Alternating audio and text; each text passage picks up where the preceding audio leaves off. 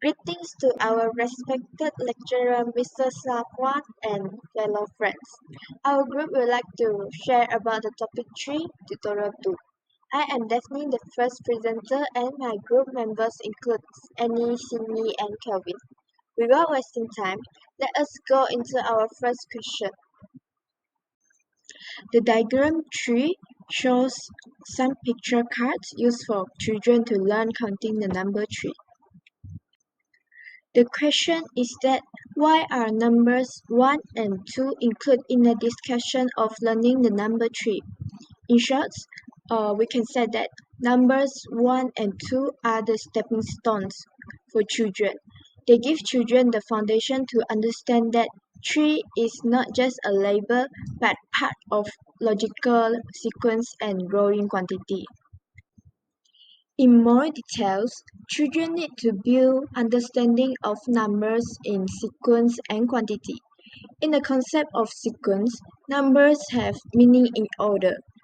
To understand 3, children need to know the number 3 comes after 1 and 2. By first recognizing 1 and 2, children can see the natural progression that leads to number 3. Make it clear that 3 comes after 2.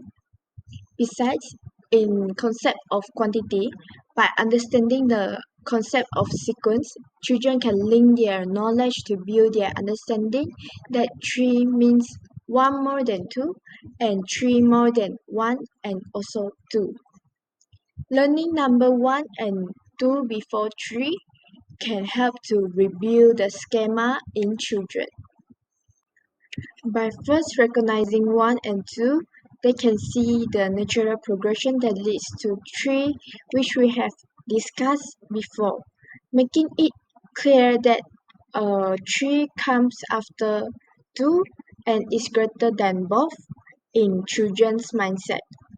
This helps children to compare quantities, understand that 3 means 1 more than 2, and also to reinforce their counting skills in order. Therefore, number 1 and number 2 act as stepping stones that support children's comprehension of the number 3 as part of a logical sequence. Then, question 2. Counting the cups can begin with any one of the 3 cups, such as there are 6 counting sequences. One example is start with triangle, square, and then last with a circle. Question 2a asks, what are the other 5 possible counting sequences? So, we already know that the first example given is that start with triangle, square, and circle. So that uh, the outcome for starting with triangle, we still have one outcome. So we just put uh,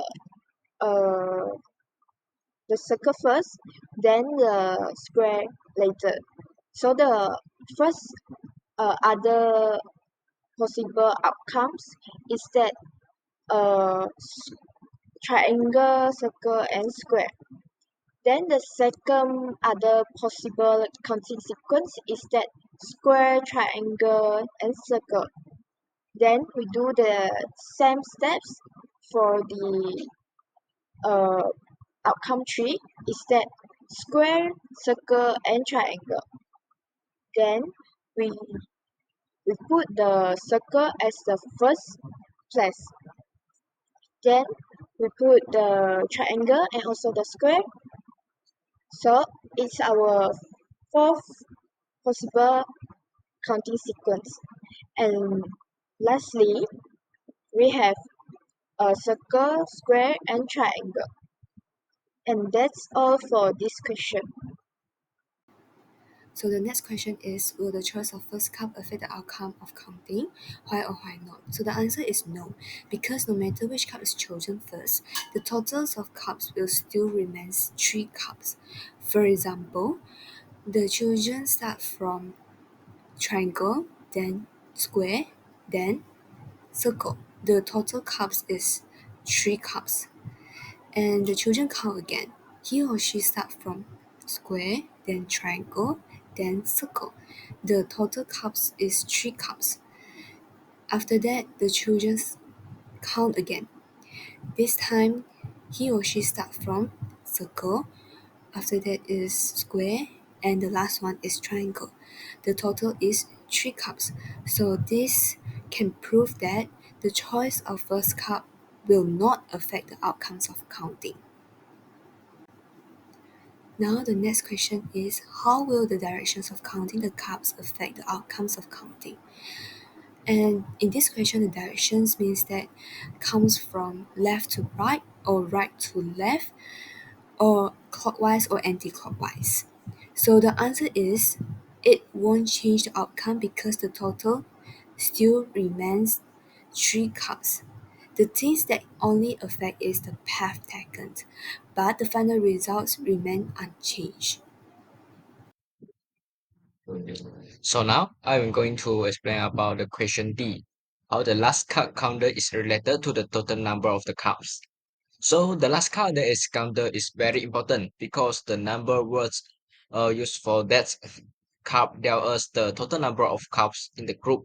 For example, if you finish counting the cards and the last number words you say is 3, then that means there are 3 cards altogether. This shows the cardinality principle, which means the last counting words represent the total number of objects that have been counted. So now let us move to the next question, which is question 3. Diagram 4 shows two sets of three interlocking cubes. Two children count the cubes starting with a different cubes and in different direction as shown. So let us look at question A. Which direction of counting should be encouraged? Explain your reason. The direction of counting that should be encouraged is a consistent direction, usually from left to right in languages where reading and writing also go from left to right.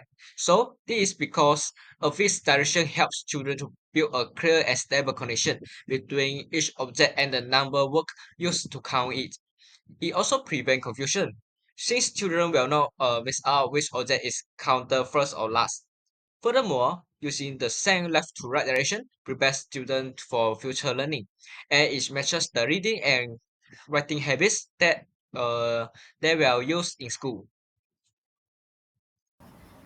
So now we are going to the next question. The question is comparing the two situations. How will direction of counting affect the outcomes of counting the cubes? So in my opinion, the outcome is the same in both directions because the total is 3. And a consistent direction that is from left to right supports the number lines understanding and also the reading habit. So now we are going to question number 4. When guiding children to count, why discussion of counting sequence could only start from number 3 but not 1 or 2? So the first point is focus on the learning target. The children already know number 1 and also number 2. So, and the new concept now is 3. The second point is efficiency. Student doesn't need to relearn 1 and 2 every time. The third point is avoid confusion. If teachers keep focusing on number 1 or 2, the children might think the answer is 1 or 2, but not 3. So now we are going to the last question. What are the craziest idea for children to learn counting? So the first point is one-to-one correspondence. Each of the object is matched with one number. For example, like the diagram here, the first ladybird is matched to the first leaf, and then the second ladybird is matched to the second leaf, and also the third ladybird is matched to the third leaf. So the second point is stable order principle. Numbers are always reside in the same order, that is 1, 2, and 3. The third point is cardinality principle. The last number said will represent the total number of the objects. And the last point is order irrelevance principle. The objects can be counted in any orders because the total will remain the same. For example, like the diagram shown, when we arrange the sugar in a straight line, we can get the total number of the sugar here is 6. But when we arrange the sugar in other order, we will count. When we count the number of the sugar, it will remain also. It will be remain, and the answer will be also 6. So that's all from our groups. Thank you.